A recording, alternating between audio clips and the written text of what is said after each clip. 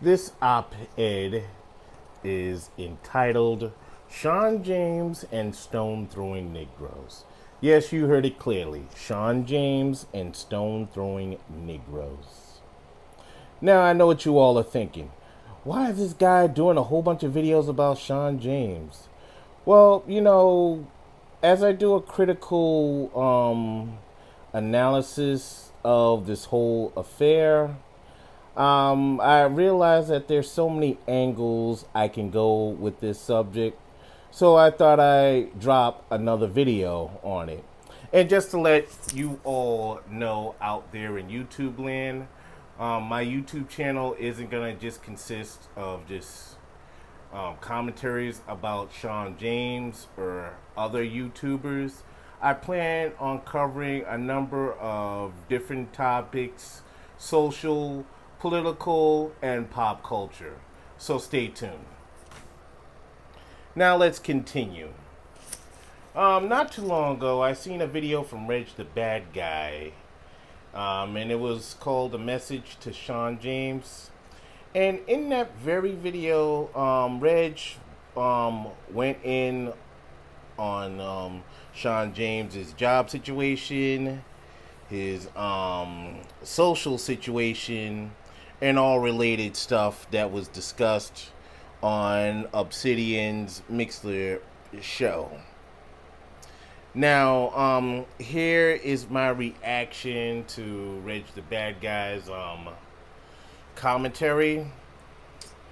Reg, with all due respect, I know you have more subscribers than I do. I know you've been doing this a lot longer than I have. But, bruh, you are the last person that should be talking about this situation. About, Shawn James's whole, thing. I mean, I just find this ironic because here you are with a beer fund that's been stagnant for God knows how long, and you're on here talking about Shawn James, whether he got laid or not, the last time he got laid, and his job situation and advice he given. Come on, man, Reg, you sound like Pearl, Rose, or Mary from 227. Come on now, man, stop it.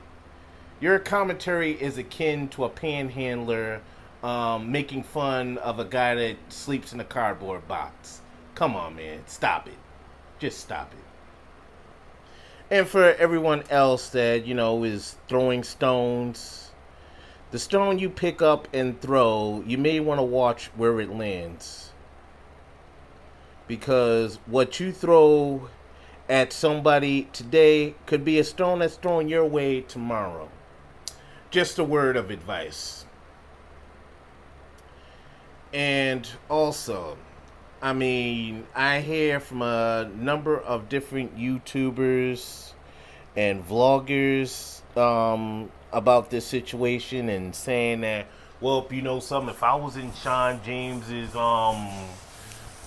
if that was me, I would do this, I would do that, I would do this. And, everybody has their opinions on someone else's plight or situation until they're in it. I just find that funny right now. And I'm not talking funny in a stand-up comedy kind of way. I just find it, just strange. To a degree, I was the same way too. And I would be like, well, if I'm this, I'd do that. And then I came upon the realization that unless I walk in somebody's shoes or the path they walked on, I should keep an open mind. So that's what I'm going to do. Now, as far as all these other different things that I see and everything regarding this situation, I never been in the Bronx. So I don't really know what the Bronx is like and how it affects your mindset. I never lived in New York. I visited New York several times, but visiting and living there are two different things. But with this, I do know in New York. New York is a city and five boroughs of hustlers. And there are people there that get money either illegal or or legal by any means necessary. And then there are those that get by and fall through the cracks. And this leads me to my next point. Not everybody is going to take a punch in the face the same way. Now, there are those that can get a hit to the face or a kick to the groin and they come back swinging and kicking as well. And then after a time, they learn and perfect their fighting technique. And then there's others that can get a hit to the face and a knee to the groin, and they go out of their way to avoid conflict. Which one are you? And I bring this up to make a point that not everybody handles things the same way, which is why I'm keeping an open mind. I really don't know what's going on other than what Shawn James revealed over the years since he's been doing commentaries here on YouTube. So I'm keeping an open mind about this whole situation.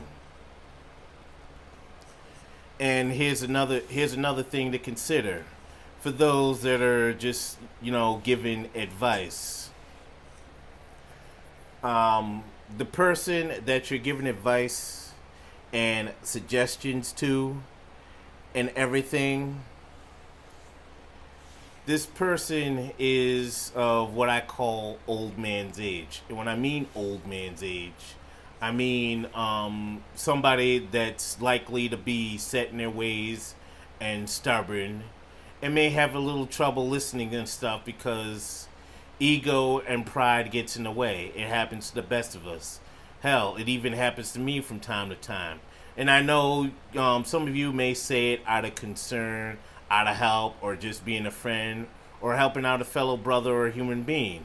But again, I'm just telling you the actuality of the whole situation.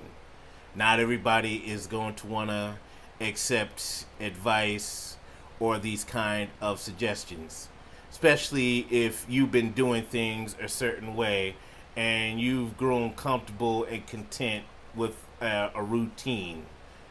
So, as you get older, it gets harder to change up your lifestyle.